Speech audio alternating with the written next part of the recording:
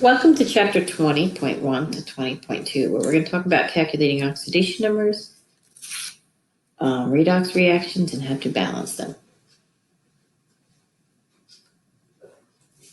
So what is a oxidation reduction reaction, or as we call it, redox reaction? This involves a transfer of electrons. So one element will oxidize and the other one will reduce. In a redox reaction, they both happen at the same time. So both of these are happening. It's not that one happens and not the other. They both happen. When the element that is oxidized will lose electrons, okay? When it loses an electron, the charge increases.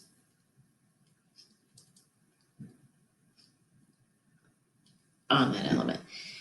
And the element that gains an electron, the charge reduces or decreases. I like to use the word reduce because reduction, reduce, so it helps you remember it. Just like the law of conservation of mass, we have the law of conservation of charge. Electrons cannot be created nor destroyed. So if one substance is losing an electron, something else has to gain it.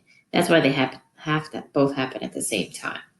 Okay, so as it says here, oxidation reactions are always accompanied by reductions and vice versa. A good rule of thumb is synthesis, decomposition, signal replacement reactions are redox reactions. And then there's this little acronym oil rig where oxidation is losing electrons and reduction is gaining electrons. So that'll help you remember what is going on. I actually still use this. So before you could figure out what was oxidized and what was reduced, you have to calculate the oxidation numbers. And they help you keep track of what the electrons are doing, if the electrons were gained or lost. So if the oxidation number increases, that means the element was oxidized. So an increase in oxidation number means it was oxidized. And if the number decreases, it means it was reduced. Okay? So let's talk about oxidation first. In the oxidation process, you have an atom or ions that experience an increase in the oxidation state. They lose electrons, so that their charge increases. So the first thing you need to do is assign charges to all your elements. An element in its standard state, all by itself, has a charge of 0. So elements by themselves have a charge equal to 0. Diatomics have a charge equal to 0. When they are in the compound, though, they take on their oxidation numbers. So in this case, sodium becomes +1 and chlorine becomes -1. So if you look at sodium, it went from 0 to +1. The charge is increasing. It was oxidized. So sodium was oxidized.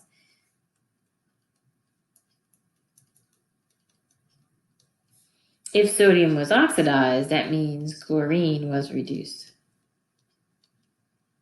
because it went from 0 to -1. The charge decreased. So reduction. I kind of talked about this on the last slide too, but let's write our charges again here. 0, 0, +1, -1. You see chlorine's charge is reducing. So it was reduced because it gained electrons. So in reduction, you're gaining electrons, which reduces the charge because it makes it more negative.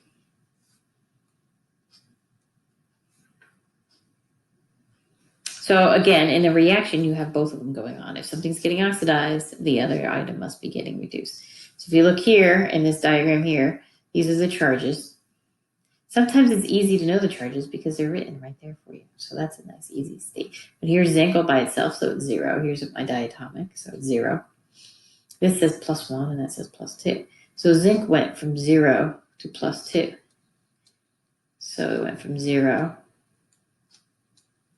+2. its charge increased, so it oxidized.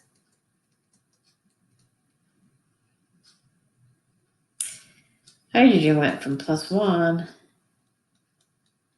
to 0, so it reduced. Then there's something called oxidizing agents and reducing agents. So notice, in this case, hydrogen is your oxidizing agent. And what did hydrogen do? It reduced. So your oxidizing agent is the element that reduced. So right here, what is reduced is the oxidizing agent. And then your reducing agent is the substance that oxidized. I like to think when I hear the word agent, I think of double agent. So it's doing the opposite of what you think. Or you could say what causes, so think of agent as meaning causes. What causes oxidizing? Well, what causes something to oxidize is the item that was reduced. So how do we balance these reactions? So first we have to write our half reactions. So in this example, everything has charges on it already. So let's figure out what is oxidizing and what is reducing. So remember, oil rig. So oxidizing is losing electrons, so its charge increases. So here tin went from 2 to 4, so it was getting oxidized. So what you do is you pull out the substance that's getting oxidized, and this is called a half reaction.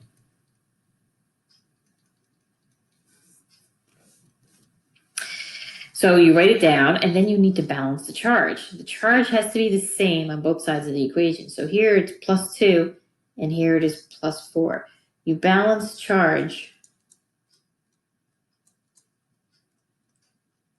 by adding electrons. We never subtract electrons, you just add them. So how do I get it to both be the same charge? So by adding 2 electrons, this is effectively -2. So 4 minus 2 equals 2, and that's how the charge is balanced here. Next, I'm going to look for the substance that was reduced. Here, iron went from 3 to 2. So I pull down my example here, and let's just write it the way it is in the reaction. And I need to balance my charge. So here I have a +2 and a +3, so I can only add electrons. So I need to add 1 electron to the left, okay? Now, when you're done balancing your 2 half reactions, you have to add them back together. When you add them back together, your electrons have to cancel out, which means you need to have the same number of electrons on both sides of the reaction. So this only has 1 electron, and this has 2.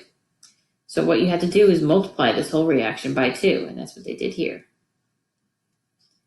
And once you multiply the whole reaction by 2, now your electrons will cancel each other out when you add them back together. See, they go away, and then you bring everything down, so you get SN2 plus aqueous plus 2 Fe 3 plus aqueous yields SN4 plus aqueous plus 2 Fe 2 plus aqueous.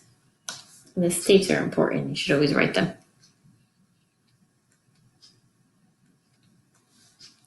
So how do we go about balancing half reactions? Well, the first thing you need to do is assign charges to all of your elements.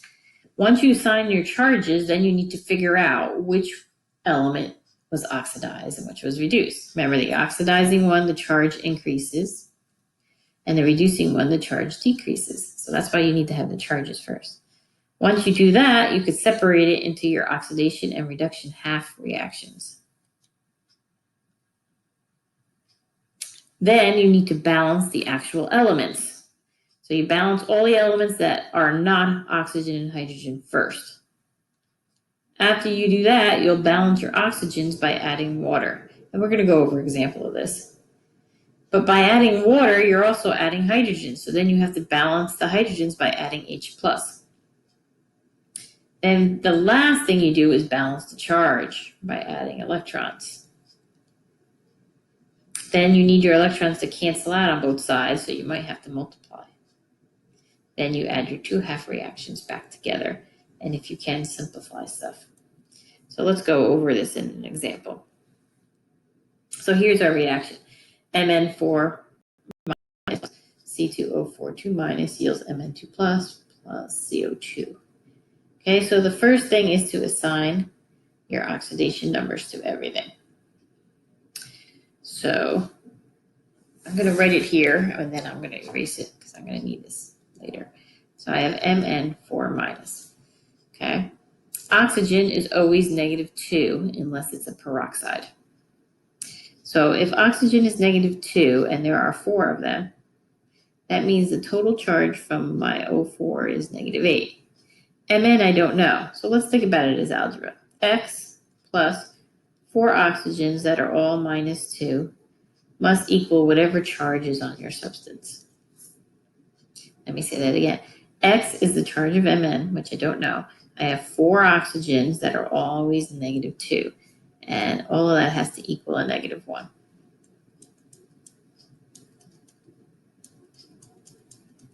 So Mn's charge is +7. Now, you might get good at this and be able to do it in your head. You don't have to write all this out if you could do it in your head. But if you can't do it in your head, write it out on a piece of scrap paper, because if you get your charges wrong, then you will never balance it correctly. Okay, let's look at the next one.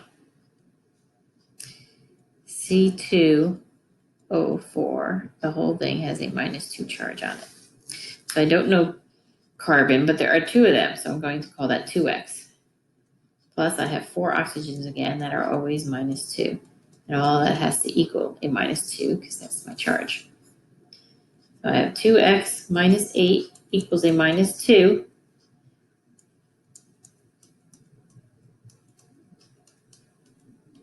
So my chromium is +3.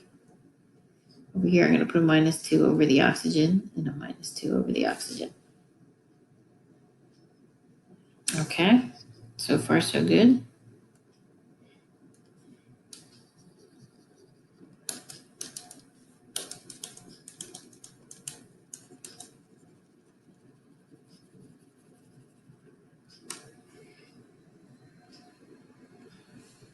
So now this Mn has a charge on it already. So woohoo, that's easy. We don't have to do anything. It's +2.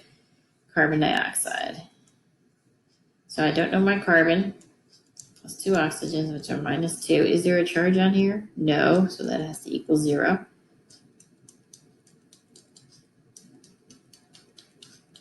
So my charge, I like red better, you can see it easier, on the carbon is +4.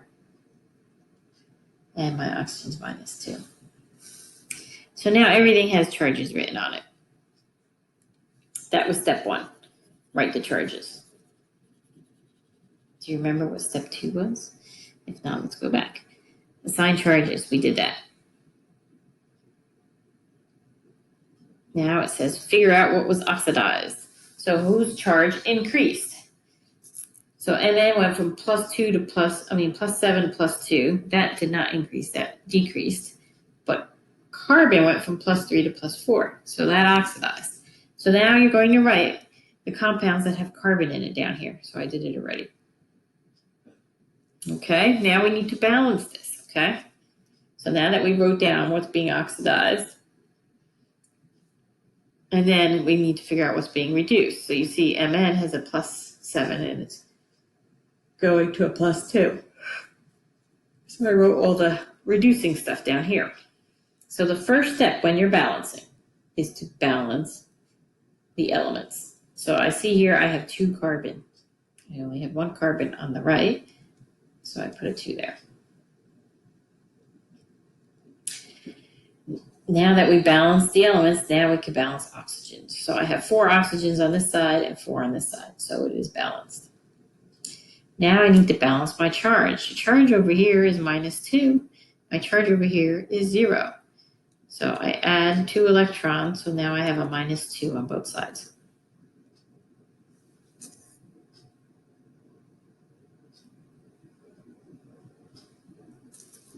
Okay, let's look at my reduction one now. Balance my Mn. I have 1 Mn here and 1 here, so it's balanced already. But I have 4 oxygens. Do you remember how we said we balance for oxygens? Well, let's go back and look. Balance oxygens by using water. So I need to add 4 waters here so I can have 4 oxygens. But by adding water, I also added hydrogens. How many total hydrogens do I have here now? I have 8. So I have to add 8 H pluses to the left side. So now let's just double check. 1 Mn, 1 Mn. 4 oxygens, 4 oxygens. 8 hydrogens, 8 hydrogens. The last thing I need to do is balance my charge. So here I have a -1 and a +8, which gives me a +7. So +7 on this side. Here I have a +2. So I can only add electrons. So I have to add 5 electrons to this. And now my charges is +2 on both sides. A little hint for you is, think about oil rig. Oil rig says oxidation is losing electrons. If you are losing electrons, what side of the reaction is it going to be on? The products. So oxidizing will always have the electrons as a product, and reducing will always have the electrons as a reactant. Now I need to add these two together, bring my half reactions together. But in order to do that, I need my electrons to cancel. So I have 5 electrons here and 2 here. So I need to multiply both of these equations so I can have the same number. So I'm going to multiply the top by 5 and the bottom by 2. And that'll give me 10 electrons on both sides. So now I could start writing this down. So 5 C2O4, 2 minus. And now is when you could write the states again. Plus, I'm not going to write my 10 electrons because they're going to go away. 2 MnO4 minus AQ plus 2 times 8 is 16 H plus AQ. 5 times 2 is 10 CO2 plus 2 times 1 is 2 Mn2 plus 2 times 4 is 8 waters. And I have the answer written down here, so let's check if we got it right. 2 Mn, 5, 6. Yep, so we did it right. This is how you balance a redox reaction.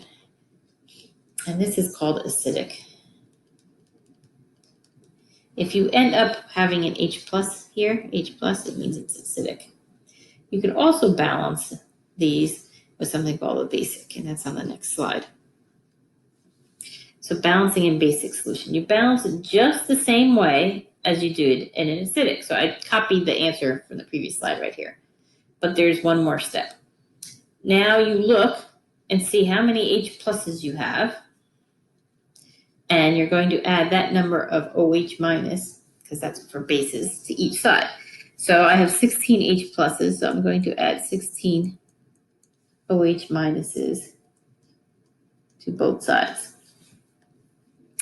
These two are going to combine and make water. So now I have 16 waters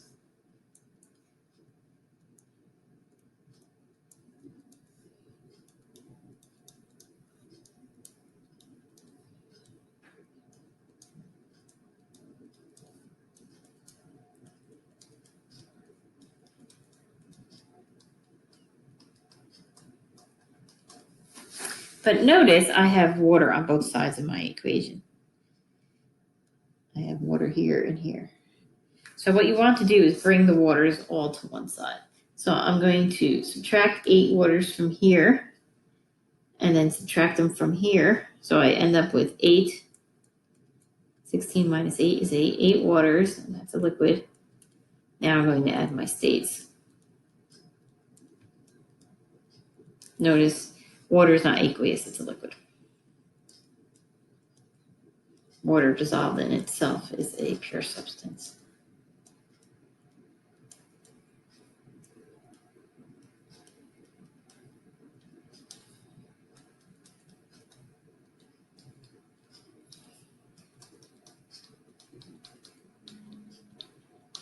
And that would be your answer in a basic solution. So you do the same thing for acidic, except at the end you add that many OHs, which then makes this water. Then you need to look.